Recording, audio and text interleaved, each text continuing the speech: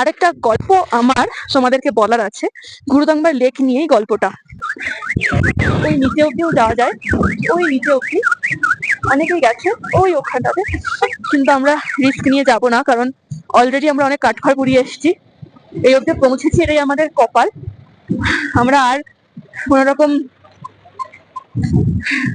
Risk নিতে চাই না। তো চলো তোমাদেরকে গল্পটা বলা যাক। গুরুদাংবার লেকের নামকরণ হয়েছিল গুরু পদ্মাসম্ভবা বা গুরু রিনপোচের নাম অনুসারে। এবার কথাটা হচ্ছে কি করে নামকরণটা হলো। এই গুরুদাংবার লেক প্রত্যেক বছর উইন্টারে ফ্রোজেন হয়ে যেত, ফ্রিজ হয়ে যেত, একদম জল ফ্রিজ হয়ে যেত। তো সেই সময় এই কারণে এখানকার আশেপাশের এরিয়ার মানুষজনদের খুব জল সংকটে ভুগতে হতো।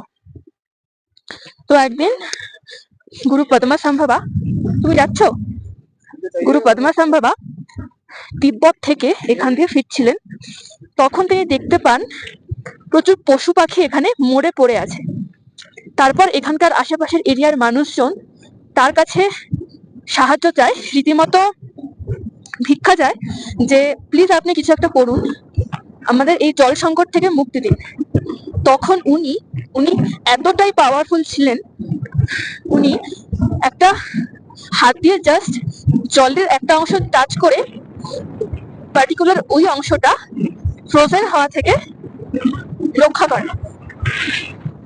তো এখন যত ঠান্ডায় পড়ুক না কেন, এই লেকের পার্টিকুলার ওই অংশটা কখনোই ফ্রোজেন হয় না। এই হচ্ছে এই লেকের হিস্ট্রি। আমার কথা বলা দেখে আশা করি সবাই বুঝতে পারছো এরকম পরিমাণে সাফোকেশন হচ্ছে, প্রচন্ড ঠান্ডা হাওয়া দিচ্ছে বলে আরো বেশি প্রবলেম হচ্ছে। ওইখানে আমাদের যাওয়ার ইচ্ছা ছিল, ওইখানে সবাই, কিন্তু নেমে তো যাবো বুঝলাম, উঠতে প্রচন্ড প্রবলেম হবে, তাই আমরা রিস্ক নিতে পারবো না। এই অব্দি এসে পৌঁছেছি, এটা আমাদের ব্লেসিং, আমরা ব্লেস ফিল করছি। যাই হোক, এরপর আমরা লাঞ্চ করতে যাব হচ্ছে আমাদের হোটেলে, যেখানে আমাদের লাগেজ গুলো রাখা, কাল রাতে যেখানে আমরা ছিলাম সেখানেই যাব। তারপর সেখান থেকে আমরা ডাইরেক্ট রওনা দেব লাচুং এর উদ্দেশ্যে। আমরা এখনো পর্যন্ত আশা করছি 6টা কি 7টার মধ্যে পৌঁছে যাব তাহলে পরে আবার দেখা হচ্ছে।